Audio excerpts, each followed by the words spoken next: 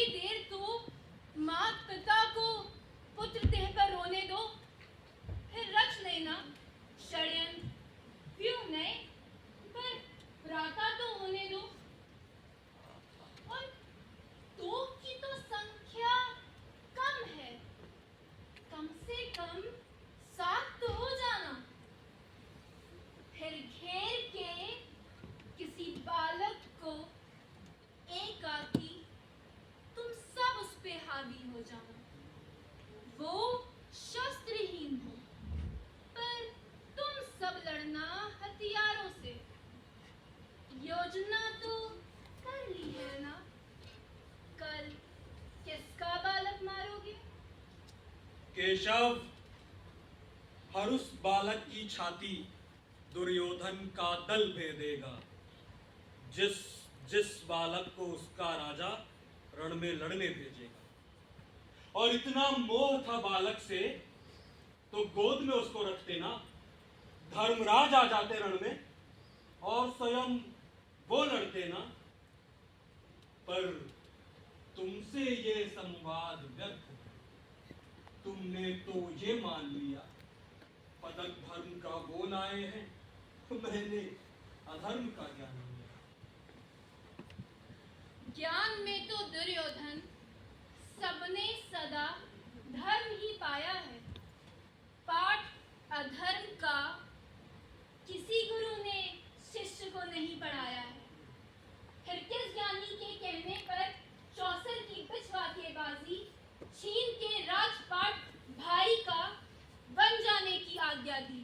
किस ज्ञानी ने ज्ञान दिया ये दुर्योधन सम ज्ञानी को कि वस्त्रहीन कर दो तुम पांडव कुल की रानी को?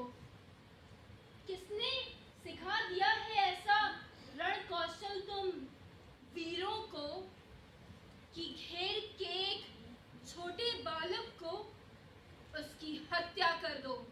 हे केशव, पुत्र, केशव के प्रश्नों का उत्तर दे देना तू। पर चौसर पर जो दोषारोपण हुआ है उसका मैं दे दूं? ऐसा है प्रिय मधुसूदन, हम न्योता देकर आए, उसी को मानकर धर्मराज फिर क्रीड़ा करने आए। एक भी चाल में नहीं दिखाई कपटता मैंने चौसर में अभ्यास किया है और पाई है अजयता मैंने चौसर।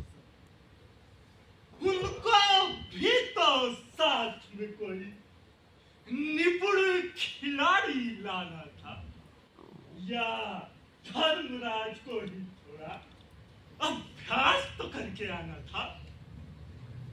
मैंने जिस नारी के चीर हरण का था आदेश दिया, उस समय नहीं थी रानी वो, स्तर उसका दासी का था।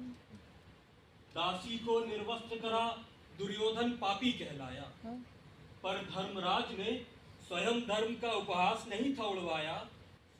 जब निज पत्नी को खुद उसने चौसर पर दांव लगाया था, उस समय कौन सा पाठ धर्म का तुमने उसे पढ़ाया था? और मन्युवत को बालक हत्या की संज्ञा तो देते हो, पर धर्मराज के निर्णय का कुछ स्पष्टीकरण ना लेते हो। क्या ऐसा सोचा था मन्यु जब रणभूमि में आएगा, सारा कौरव दल बालक संग क्रीड़ा में लग जाएगा?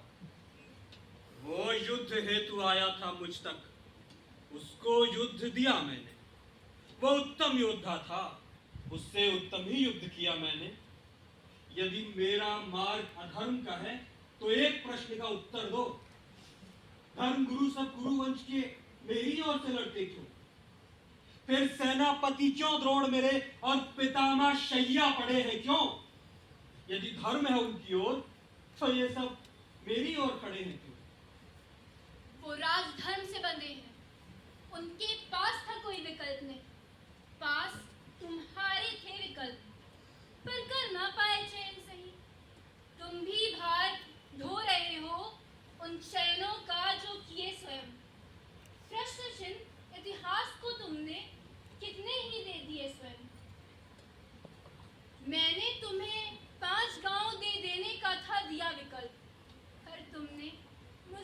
बंदी कर लेने का किया संकल्प। महल में मेरे आए थे तब भी चयन तुम्ही को करना था। सिरहाने बैठोगे या पैरों में निर्णय करना था। पर छोड़ो ये कल्पित बातें और सुनो कि मैं क्या कहता हूँ।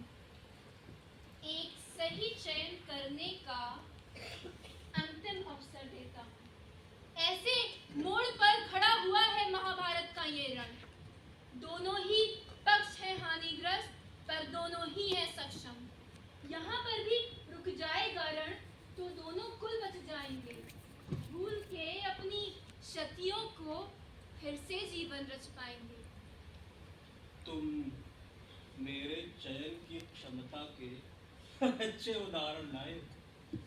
क्या क्या निर्णय गलत किए इसका भी विवरण लाए हो। इतने अन्वेषण ने तुमको कुछ तो ज्ञान दिया होगा। मेरा निर्णय क्या होगा अब तक तो जान लिया होगा। और कब से रटिए 5 गांव की प्रश्न लगाए बैठे हो। यदि क्षमता है तो रण जीतो और राज्य मेरा सारा ले लो। केशव, तुम ज्ञानी हो। ज्ञानी यो उपहास नहीं करते। समझते जो तुम दुर्योधन को तो ये बात नहीं करते।